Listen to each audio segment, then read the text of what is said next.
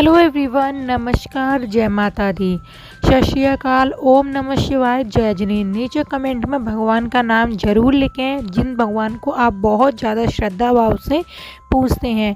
आप लोगों की मनोकामनाएं भगवान जरूर पूरी करेंगे। दोस्तों, आज की वीडियो में हम बात करेंगे लेबर रूम से रिलेटेड बहुत सारे आपके जो सवाल आ रहे थे उनसे।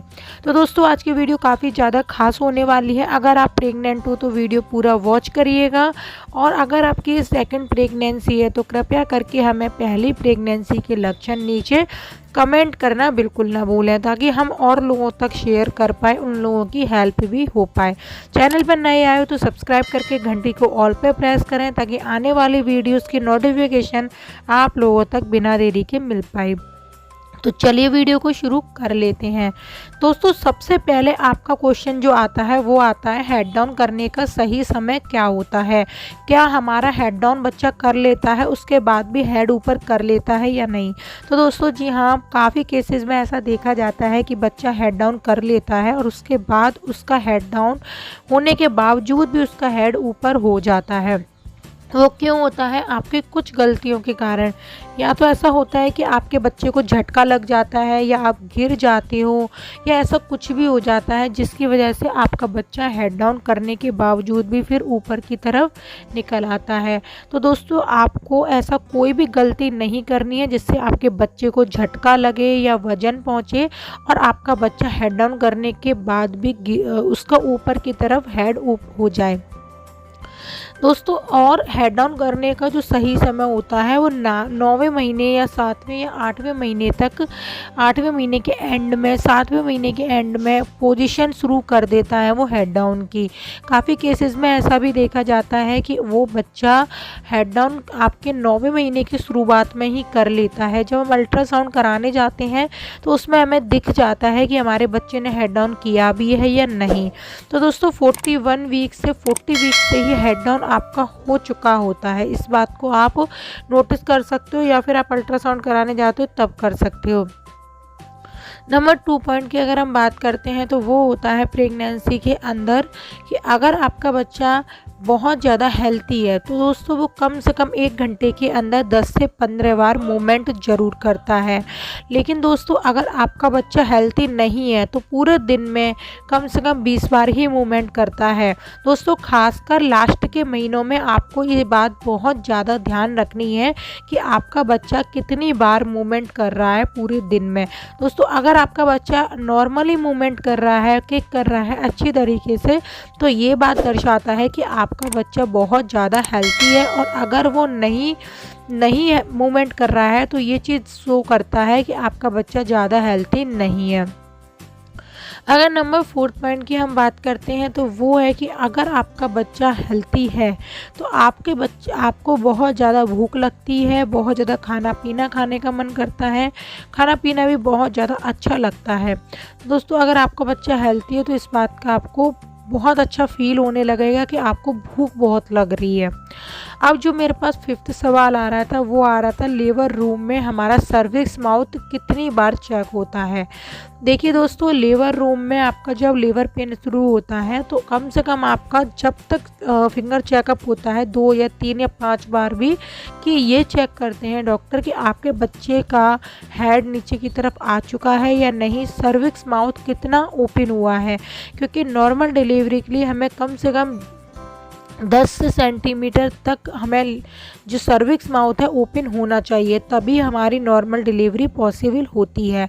इसलिए दोस्तों, डॉक्टर हमेशा ये चेक करते ही रहते हैं कि आपका सर्विक्स माउथ कितना ओपन हुआ है। और जैसे ही अगर आपका सर्विक्स माउथ बहुत अच्छी तरीके से ओपन हो जाता है लेकिन आपका वाटर बैग लीक नहीं होता, क्योंकि बहुत सारे केसेस में ऐसा देखा गया है कि वाटर बैग नहीं लीक होता है लेकिन सर्विक्स माउथ ओपन हो जाता है, लेबर पेन भी फुल होता है, तो क्या करते हैं डॉक्टर, हमारे सर्विक्स माउथ में फिंगर उंगली के जरिए वो वाटर बैग को लीक कर देते हैं, कट कर देते हैं, पिंच कर देते हैं, जिससे वाटर बैग लीक हो जाता है और लेबर पेन बहुत ही आसानी से आ जाता है पूरे तरीके से, और बच्चे की डिलीवरी भी बहुत जल्दी हो जाती है।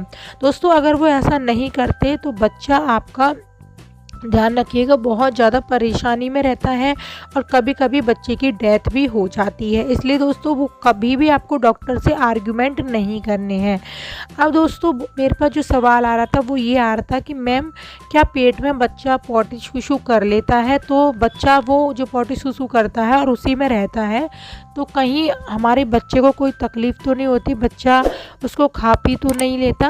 तो दोस्तों देखिए, हम जब भी लेबर रूम में जाते हैं तो हमें एनीमिया नामक एक इंजेक्शन दिया जाता है, जिसकी वजह से हमें पॉटी शूशू जो भी होती है हमारे मल मूत्र की सामग्री वो सारी ही हमारी बाहर निकल जाती है उस इंजेक्शन को देते ही।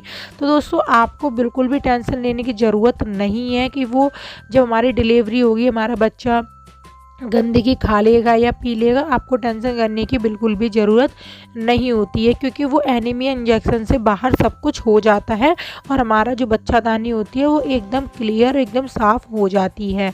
लेकिन दोस्तों अगर आपकी डिलीवरी में बहुत ज़्यादा टाइम लग रहा है, बहुत ज़्यादा समय लग रहा है, उस सिचुएशन में डॉक्टर आपका सी सेक्शन करते हैं और उस सिचुएशन में आपके बच्चा गंदा पानी पी लेता है।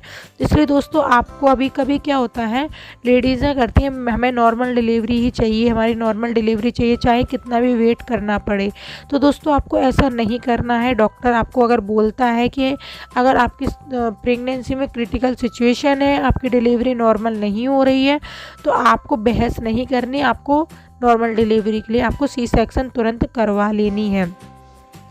अब बात करते हैं यहाँ पर एक और पॉइंट की कि आपका जो लेबर रूम में लेके जाते हैं वहाँ पर आपको क्या ब्लड की कमी होती है, तो ब्लड आपको चढ़ाया जाता है, पानी चढ़ाया जाता है कि नहीं।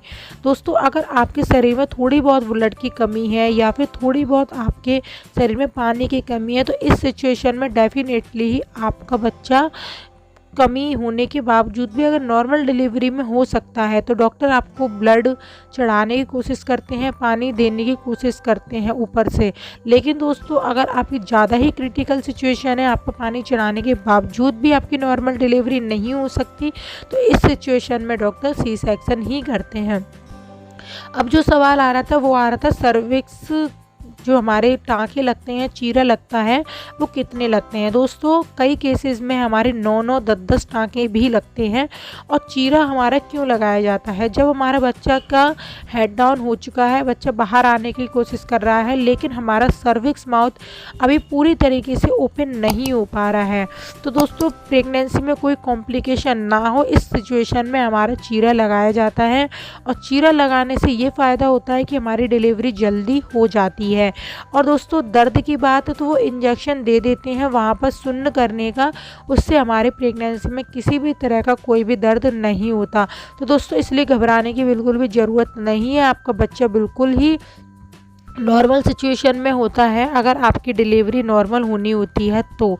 और आपका सर्विक्स माउथ ओपन हो जाता है टाइम से ही आप अगर कोई परेशानी है तो चीरा भी लगा देते हैं, तो आपको घबराने की ज़रूरत बिल्कुल भी नहीं है, इसमें कोई भी दर्द नहीं होता। दोस्तों वीडियो कैसी लगी नीचे कमेंट करें, हम मिलते हैं कल न्यू वीडियो के साथ, तब तक के लिए बाय, टेक केयर, लव।